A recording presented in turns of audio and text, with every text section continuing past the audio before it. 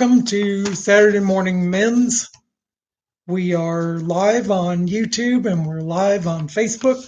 This morning's topic is the great I am.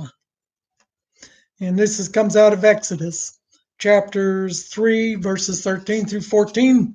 Then Moses said to God, "Behold, I am going to the sons of Israel, and I will say to them, the God of your fathers has sent me to you. Now they may say to me, what is his name? What shall I say to them?" God said to Moses, "I am that I am." And he said, "Thus you shall say to the sons of Israel, I am has sent me to you."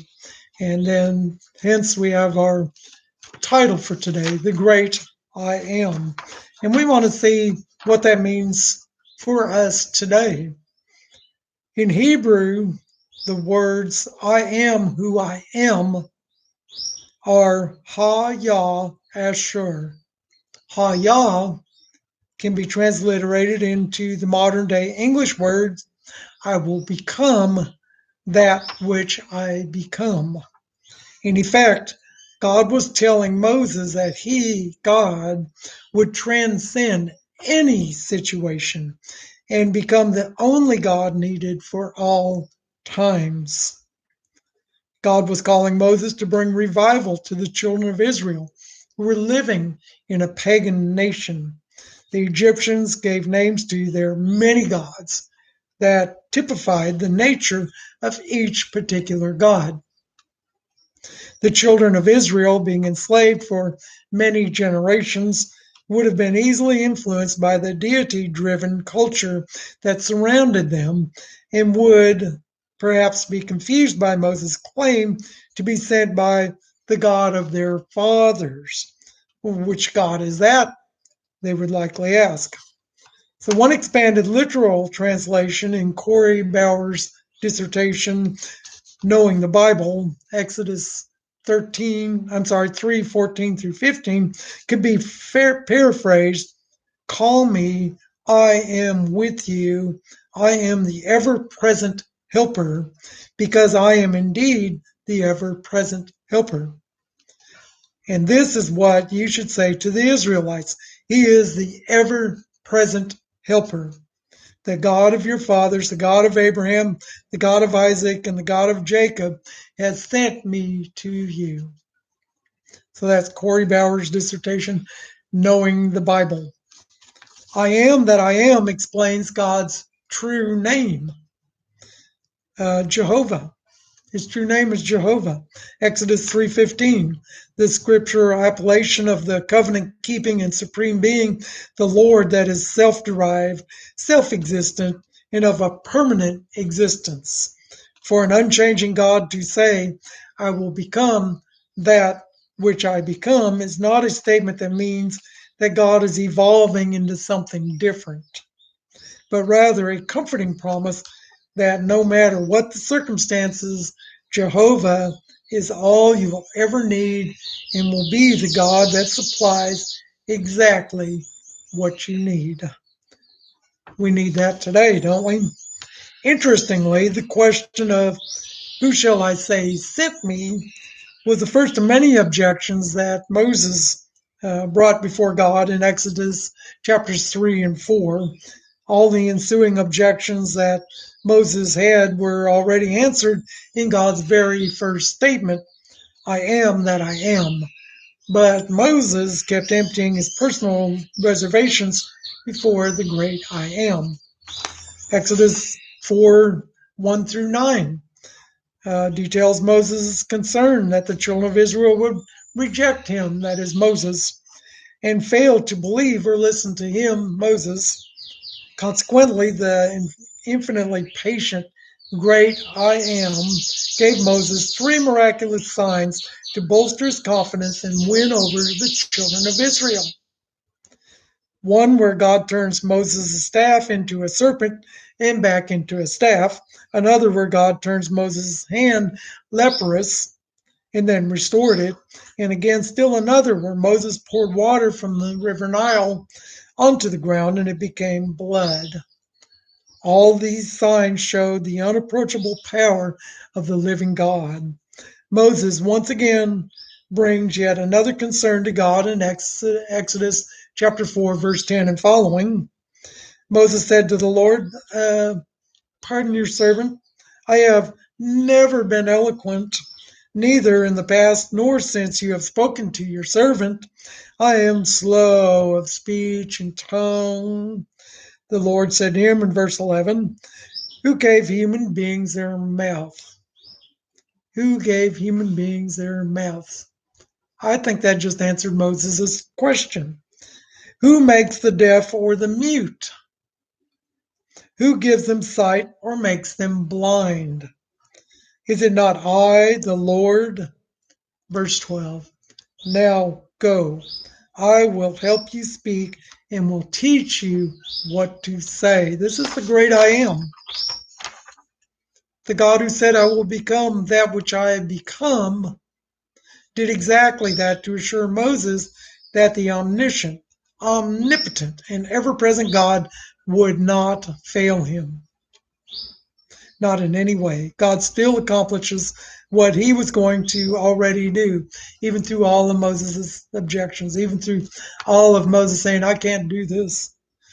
God still got his job done. Being an all-knowing God that is not bound by time or space, God knows all, sees all, and becomes all that he needs to become to fulfill his word and his will. God already had Moses' brother Aaron in transit at this time to help fill in the void Moses could not bring himself to fill. So we're talking about the primary will of God, where God says, Moses, you go. Moses, go. Moses, you will be my spokesman. Moses, here are these signs you can give. Moses, do it this way. And Moses says, I can't do it. So does that shut God down? God's primary will is Moses, you go.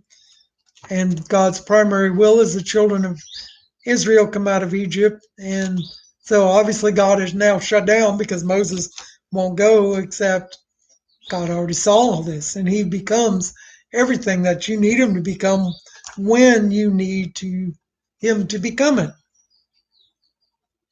The primary will of God was for Moses to be God's man to carry the message to the children of Israel and ultimately to the Egyptians.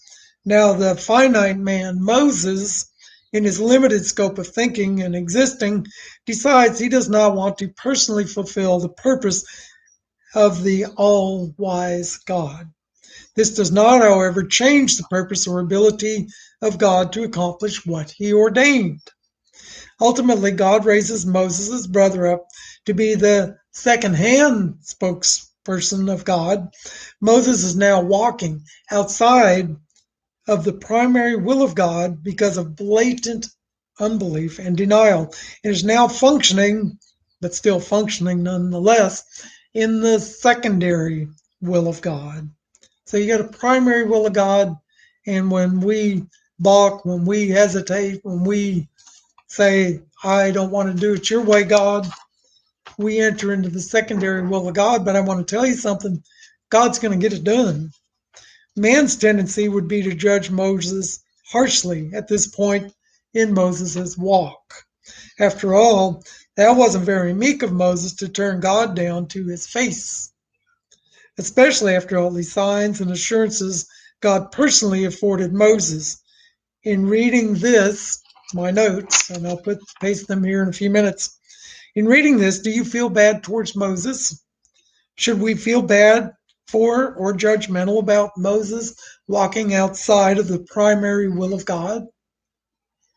Hebrews chapter 12, and in verses 22 through 23 says, but you have come to Mount Zion, into the city of the living God, heavenly Jerusalem, into an innumerable company of angels, to the joyous festival gathering, into the church of the firstborn, registered in the book of life in heaven, and to God, the judge of all.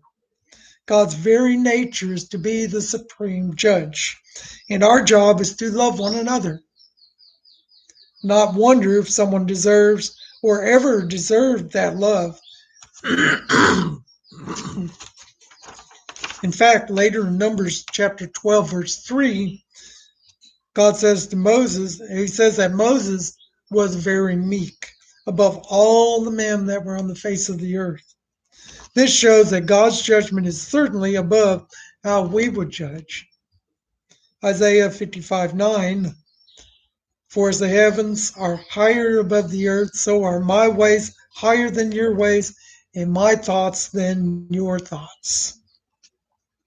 In Exodus chapter 3, verse 15, God furthermore said to Moses, thus shall ye say to the sons of Israel, the Lord, the God of your fathers, the God of Abraham, the God of Isaac, the God of Jacob, has sent me to you. This is my name forever, and this will be my memorial name to all generations. The words that Jehovah said to Moses, I will become that which I become, speaks true to our own generation today. God is not a lofty God who may be distracted or become distracted with some pursuit or needs to evolve to accommodate us or has changed his eternal will and purposes towards us. Do you sometimes doubt your ability to walk in the primary will of God? Do you sell out portions of your walk before God to unbelief, laziness, or sheer disobedience? God knows your frame, that it is dust. Psalm 103:14. For he knows our frame, he remembers that we are dust. It is in the moments of our weakness and lack of power that we can go to the all-powerful and unchanging and everlasting God and realize that we need to change and conform our will to fit that of the great I am. We're going to close with 2 Corinthians chapter 12, verse 9.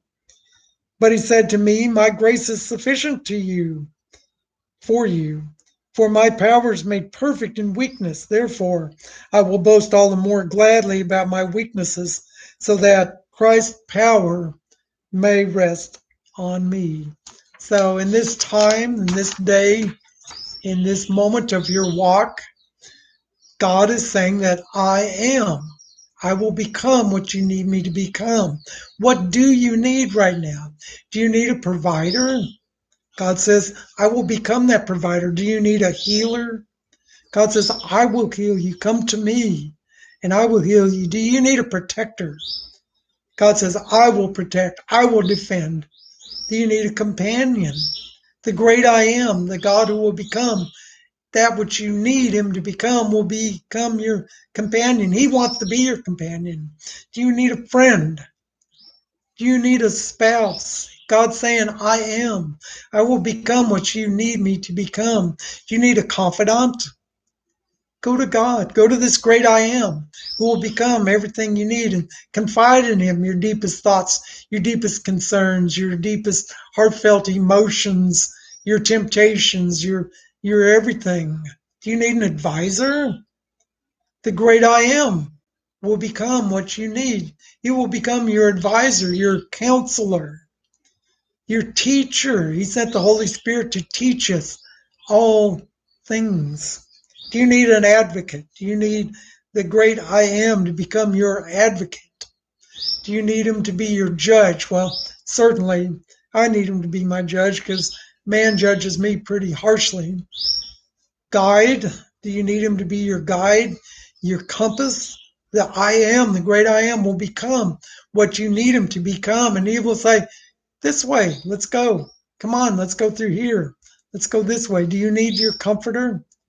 Do you need him to be your comforter? Do you need comfort right now? God says, I will become your comforter. Do you need inspiration?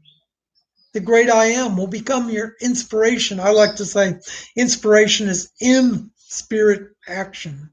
In spirit action. Do you need him to be your revealer?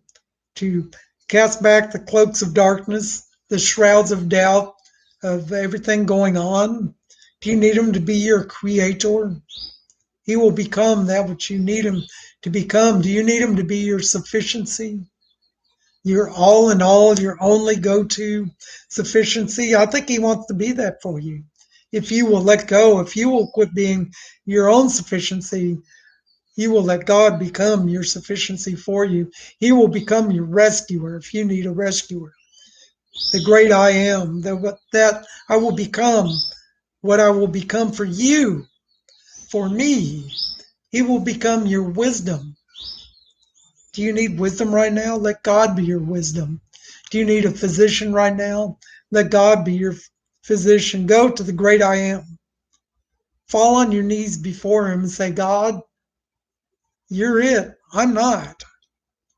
God, if it wasn't for you, I wouldn't be here. God, if it wasn't for you, I wouldn't have life or breath or anything. God, I need your protection. God, I need your healing. God, I need your deliverance. I need you to be my provider. God, I've got this lonesome portion in my heart that needs to be filled by you. And God will become that which you need him to become. And that, my friends, is our message for this Saturday morning. God bless you. Have a great week. And we will see you next Saturday morning for the same thing.